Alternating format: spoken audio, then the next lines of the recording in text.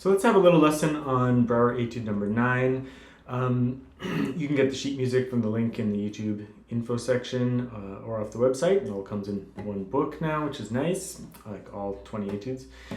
So this etude is a little bit more challenging than the ones we've had before, just in terms of like the things you have to do with the left hand. The left hand independence is a little bit more intense. Even some of the right hand stuff is pretty intricate too. So nevertheless, it really just does like 3 different things in this piece. So it kind of alternates between 3 different techniques or musical textures, and you just have to get a handle on those 3 things. And it is short still, so even though it's a little challenging, it's worth the effort. And with a little bit of practice on those 3 different sections, I think that you can definitely get it. So first part, just remember that those first bass notes are marked with an 8th note.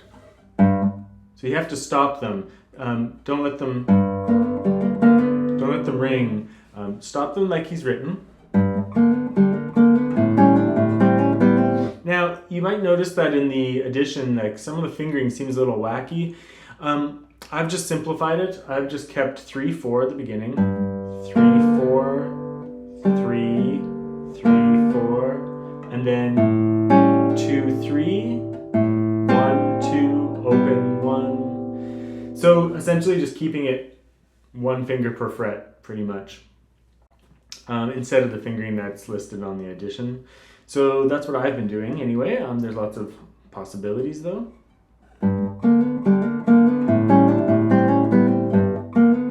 Yeah, sorry. And then here, stay with the fingers.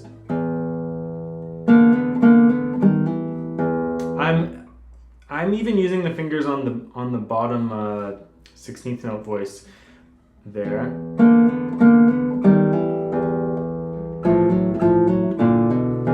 Mainly just because I have to dampen that thumb all the time.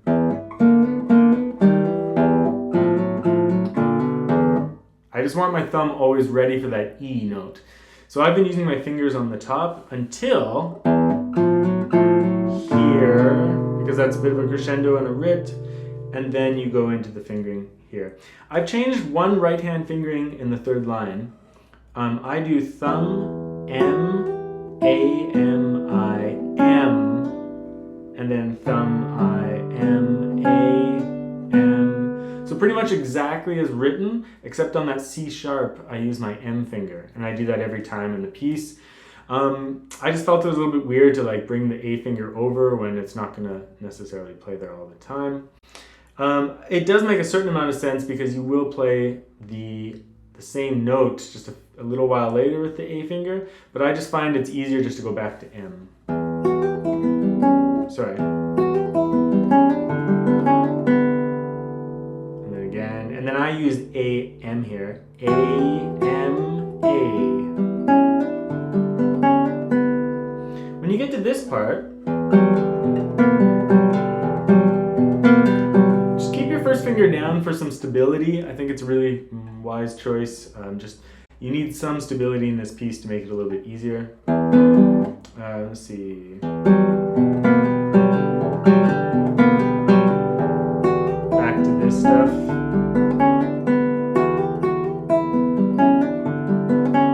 Same thing here.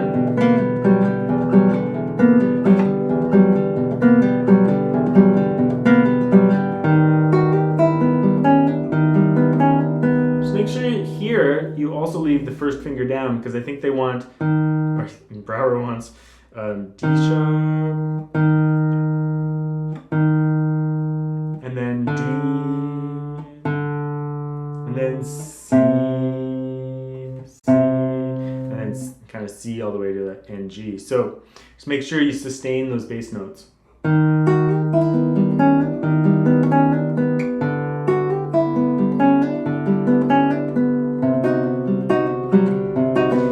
Brouwer writes on this last passage to play with the thumb and the I finger on the F sharp.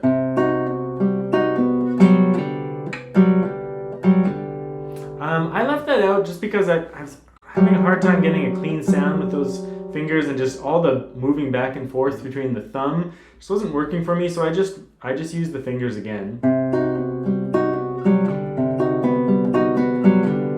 Because you do have lots of time because of the slurs and whatnot, so I just used my I and M finger again, and I didn't want it to be too heavy. Sorry.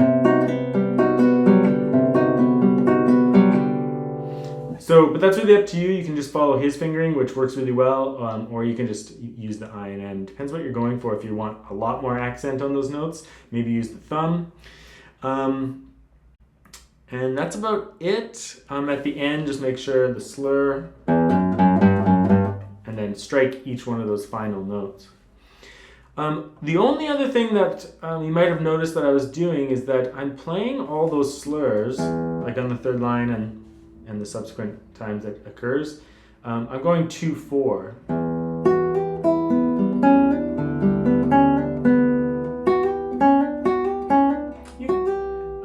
2 and 3 don't like to separate very well, and maybe that's like a weakness I could work on, but in general, using the fourth finger is just a lot more comfortable. We usually play with the fourth finger on those notes, so just make sure it allows me to just be really close to the frets. And I just like using my pinky finger for that kind of stuff. It gives me the angle that I need to play it.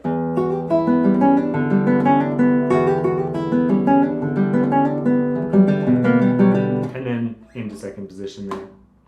I think that's just about it. Maybe that's the only other thing though, is that when you do have to change to this figure, just make sure that your whole hand does go right into second position, doesn't worm its way around.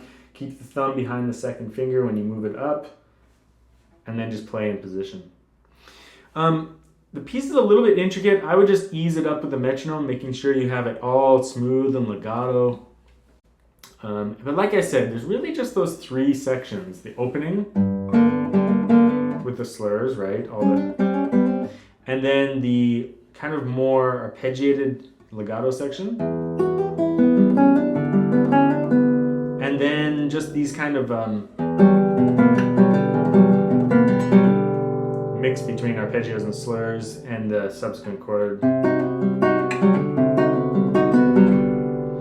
So just work on all those three textures, get them really clean, and then the piece is pretty straightforward. You're working on like three main things. So don't let it get you down at first, because you have to practice it a little bit slowly and just be a little bit careful. This particular, the last thing, sorry.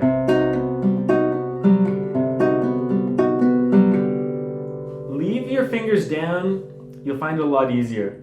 When I first started working on it, I was actually surprised how tricky that part was, but I was just doing too many superfluous movements. So just keep your fingers down, particularly 2 and 1, right?